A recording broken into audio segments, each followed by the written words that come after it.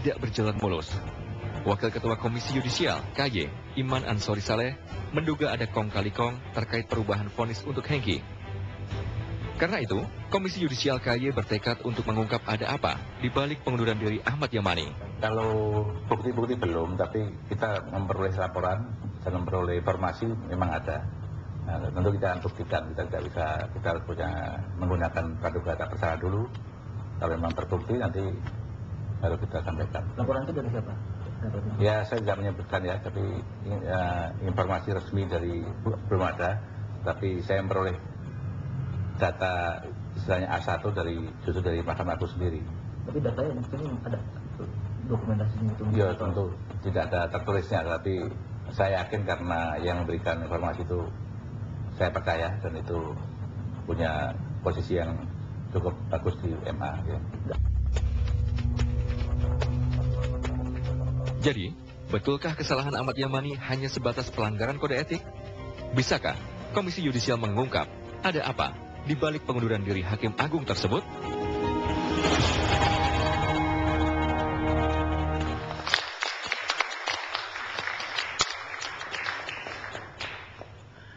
Pemirsa, kita ketemu kembali di Indonesia Lawyers Club.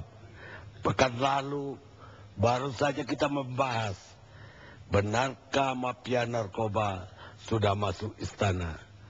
Ternyata setelah itu bergulir bahwa seorang Hakim Agung di Republik ini, mungkin ini yang pertama kali, Hakim Agung mengundurkan diri setelah terbongkar sebuah peristiwa yang sangat menarik, yaitu perubahan vonis majelis oleh seorang Hakim Agung Ahmad Yamani dari 15 tahun jadi 12 tahun penjara. Dan perkaranya, pemirsa, juga perkara yang kita sorot pekan lalu, yaitu perkara narkoba. Sebelumnya, Majelis Hakim Agung dalam perkara PK ini telah mengubah keputusan Mahkamah Agung sebelumnya, yaitu vonis hukuman mati terhadap seorang tersangka pemilik pabrik ekstasi di Surabaya, Engki atau Angki, dan kemudian oleh Majelis PK ternyata dianulir putusan hukuman mati itu menjadi 15 tahun penjara. Tapi putusan majelis ini rupanya masih ditukangin atau diutak-atik oleh seorang Hakim Agung dan dikorting lagi 3 tahun penjara. Jadi ini seperti jual beli di Tanah Abang kayaknya. Jadi bisa naik, bisa turun. Saya akan ke Ketua Muda Mahkamah Agung, Pak Joko Saroko. Selamat malam, Pak Joko. Selamat malam, Pak Karni. Pak Joko, bisa diungkapkan apa hasil pemeriksaan di Mahkamah Agung sendiri secara internal terhadap kasus ini?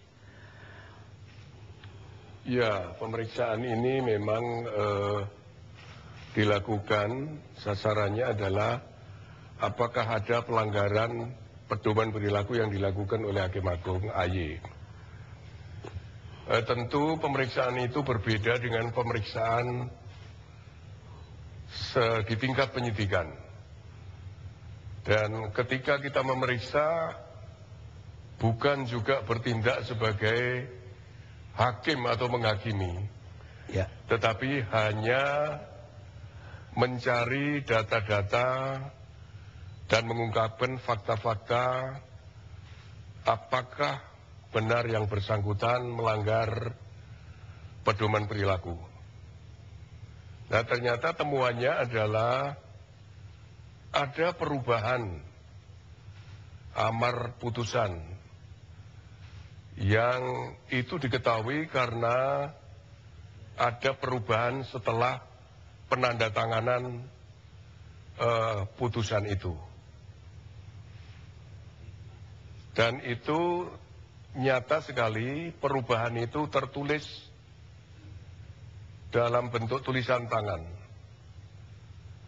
Nah, ketika diperiksa yang bersangkutan ditanya apakah kenal dengan tulisan ini. rasanya saya kenal tulisan ini. Tulisan siapa ini kira-kira? Ya kok mirip tulisan saya. Jadi tulisan siapa? Tulisan saya, Pak.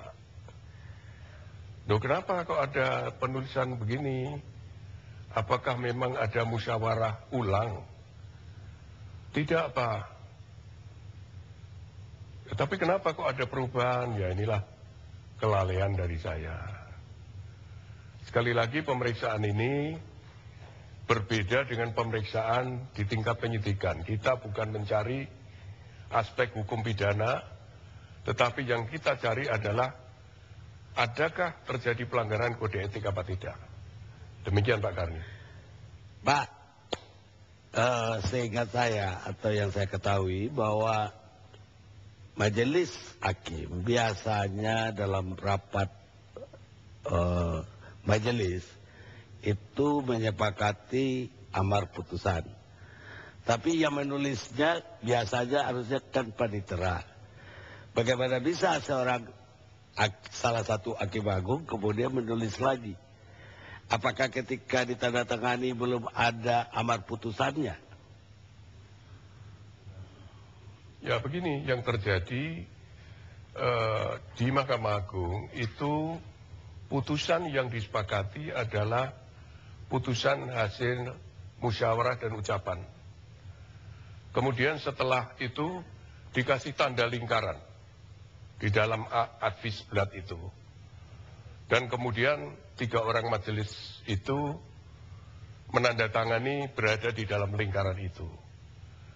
Kemudian dibuatkan keterangan atau kutipan putusan sesuai dengan 226 KUHP. Baru kemudian kutipan putusan ini dikirimkan ke pengadilan pengaju dan kemudian diminutasi perkaranya. Minutasi ini kadang memerlukan waktu beberapa bulan, bahkan ada yang 1 tahun, tapi sekarang ini diupayakan supaya lebih cepat lagi. Jadi apa?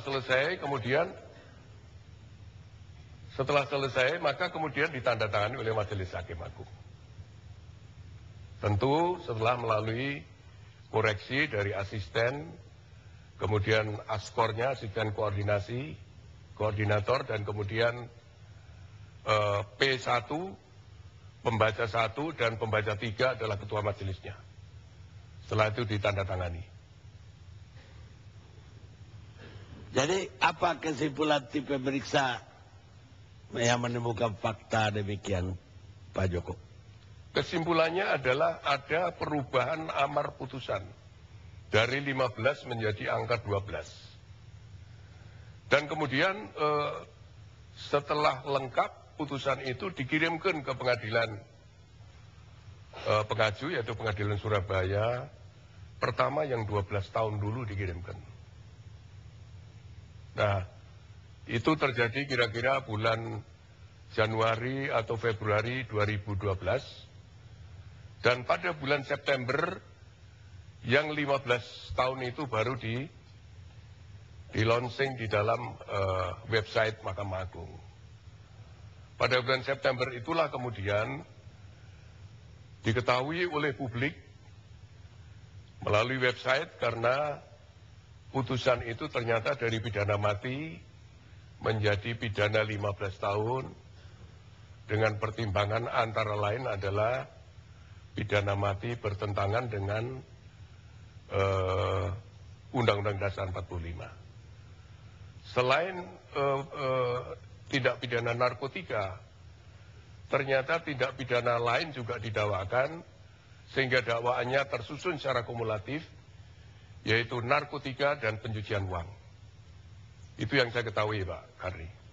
Tapi terhadap yang bersangkutan sendiri, tim pemeriksa apa kesimpulannya, lalai kah ini atau sengaja? Menurut pertanyaan yang disampaikan oleh pemeriksa waktu itu ada 5 orang, yang bersangkutan menyatakan lalai, kelalaian. apakah bisa diterima bahwa itu kelalaian yang dia tidak boleh mencoret lagi, tiba-tiba dia punya inisiatif untuk melakukan pencoretan? Kalau lalai Oleh itu, karena tidak percaya bahwa itu adalah kelalaian, maka lalu disimpulkan bahwa ini kalau dianggap kelalaian, ini dampaknya atau akibatnya sangat fatal. Karena ternyata yang terkirim adalah yang 12 tahun terlebih dulu. Dan baru yang 15 tahun masuk dalam website. Artinya di sini juga ada kejanggalan di dalam proses pengiriman berkas dan masuk ke website Mahkamah Agung. Biasanya begitu dikirim, maka kemudian masuk juga website. kelalaian, kalau bagi saya kesengajaan dari seorang hakim agung untuk perkara narkoba, bukan perkara yang lain. Ini sangat-sangat mengancam bangsa ini, mengancam generasi muda yang akan datang. Dan membuktikan bahwa mafia narkoba tidak hanya sudah masuk ke kepolisian, ke kejaksaan, juga ia menjadikan masuk juga ke benteng terakhir, yaitu Mahkamah Agung. Pekan lalu kami membahas, kita menduga juga bahwa mereka masuk ke istana. Kenapa dari Mahkamah Agung tidak mengajukan Yamani ini ke penyidik kepolisian atau ke BNN, Pak Joko? Ya, ada pertimbangan lain dari pimpinan, karena begitu yang bersangkutan mengajukan surat permohonan diri, pengunduran diri, maka kemudian pada saat itu juga Ketua Mahkamah Agung beserta ada beberapa ketua muda di situ menyampaikan agar supaya seluruh berkas perkara yang berada di tangannya diserahkan. Setelah itu ternyata diketahui bahwa jumlah perkara yang berada di tangan Hakim Agung Ahmad Yamani berjumlah 158 berkas perkara, 10 berkas diantaranya adalah permohonan peninjauan kembali, dan 148 diantaranya adalah permohonan kasasi. Ini adalah merupakan tindakan penyelamatan. Oleh karena itu kemudian dengan permintaan pengunduran diri itu dan kemudian akan ditindaklanjuti, dikirim surat permohonan kepada Presiden, maka yang bersangkutan bukan Hakim Agung lagi. Tentu tanpa menutup kemungkinan di dalam pandangan publik dan perkembangannya, apabila ini dianggap atau memang terdapat unsur-unsur aspek hukum pidana dan sebagainya, maka tidak menutup kemungkinan bahwa akan diproses hukum juga. Dengan demikian maka apabila pada saat itu kemudian diajukan ke penyidik ataupun proses hukum pidana, maka yang bersangkutan tetap menjadi Hakim Agung, paling tidak hanya status skorsing, dan akan berhenti menjadi Hakim Agung setelah putusan pidana itu berkekuatan hukum tetap. Tetapi kalau diberhentikan dulu atau mengundurkan diri, maka yang bersangkutan sudah tidak menjadi Hakim Agung dan tidak berhak lagi menangani perkara yang ada di tangannya.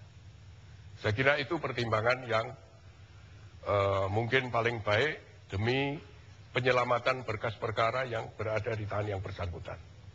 Demikian Pak Karni. Pak Joko, kami punya data tentang apa saja yang sudah diputuskan oleh Hakim Yamani, bahkan bersama 3 hakim lainnya di Mahkamah Agung, termasuk Hakim Imron, dan itu penuh kontroversi.